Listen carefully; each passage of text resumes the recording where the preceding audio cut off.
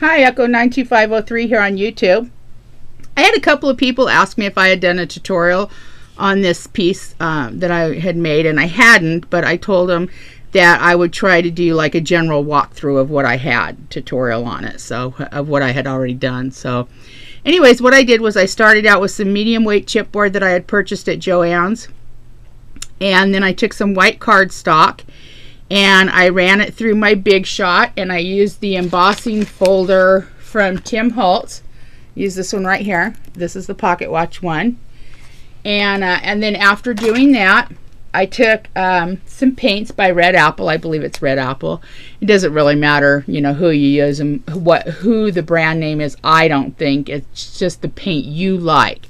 So you find one that you enjoy using, and that's what you should use. But I used turquoise and brown and black and tan, I believe. And so what I did was I started off just painting it these two colors right here, which was the turquoise, and then I just kind of took the brown and a sponge and just went back and forth over it, and until I got the color texture that I wanted. And then I took a sponge and I just started dabbing around some browns and some turquoise and the blacks. Those were the main colors that I used, and I just dabbed them around until I got the, you know, what I liked on there. Okay, and then while that was drying, I started proceeding with making the eye. And what I did with the eye was I just took and downloaded some eyes off the internet like this. And then what I did was I used this little marble here that you can pick up, these half marbles. You know, they put them inside the floral departments in the stores. You can pretty much pick them up anywhere. And then what I did was I cut out the eye and I glossy accented it on the back of it. And as you can see, it looks really cool. I mean, if you look at it, it actually looks like it follows you. I know, is that like really bizarre or what? I was like, wow. After I made it and I was looking at it, I thought, that's crazy. So, okay, let's not get all macabre here. Anyways, so then I wanted to kind of make it look steampunk. Well, obviously it came out steampunk, but that was kind of a general idea that I had in mind. So then I was at Joann's and I picked up the zipper. And it's like a 4-inch zipper. Of course, I cut it down and then I opened it up and I stuck it on there and I put the eye in behind it so that the eye actually looks like it's behind the zipper. And then I took and I ripped up the pieces of paper that I had colored, and I just kind of stuck them on here in different areas, and I put one on here and kind of curled it up and curled it down, and, you know, so that the eye would look like it was dimensional in there. And so then after I got all of that done and got my eye situated where I wanted it to, I started adding my embellishments.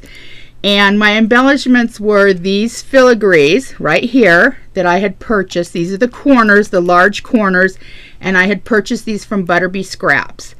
And also then I used some Tim Holtz gears and gears from Prima. And then I used this chain right here that has some cogs on it. I had purchased that from Michael's a while back and have used it for different things. I really enjoy that chain for steampunk stuff. So, and then the clock that I used, this clock piece right here, was from Prima, and it was their vintage trinkets collection, and it had two clocks in there, but I only used the larger clock. And then this piece right here is another filigree that I believe I purchased from Butterbee Scraps, and I just glued that onto the clock. And then there's some gears around here, and I wanted to make a working piece on here. I was actually going to make the zipper where you could zip it and unzip it, but it wasn't working out so good. But I always like to put some kind of functional piece on there that you can kind of play with or whatever. And so I wound up putting that on there, and I just kind of thought it gave it a little something something, you know. And then this piece here, you know, it was on a piece of jewelry, or I took a wire or something. I'm not even really sure or remember where I got that piece from, but I thought, oh, I'll stick it on there. You know, it was there, so I stuck it on. This little bird right here I got from, I think it was like the Michael's Dollar Bin. You know how you get like 2 or 3 little things on a card. And I wanted to put something different up there, so I just went ahead and put the bird up there. And I decided to go ahead and leave it in the brushed silver, just, you know, a little different. I wanted different textures on here. I wanted different colors on here. I just didn't want it to all blend in, because then it just gets too blah blah. And then I saw these butterflies and I thought, ooh, these are neat. These will add some color and variation, maybe give it a pop. And they're like dimensional, and these are by Casey Company. They're beautiful. They have I think you get like 10 or 15 of them in a pack, and so I picked those up too. And I believe I bought those at Michael's also. So, and then of course, here's, if I didn't mention it already, there's some Tim Holtz gears in here.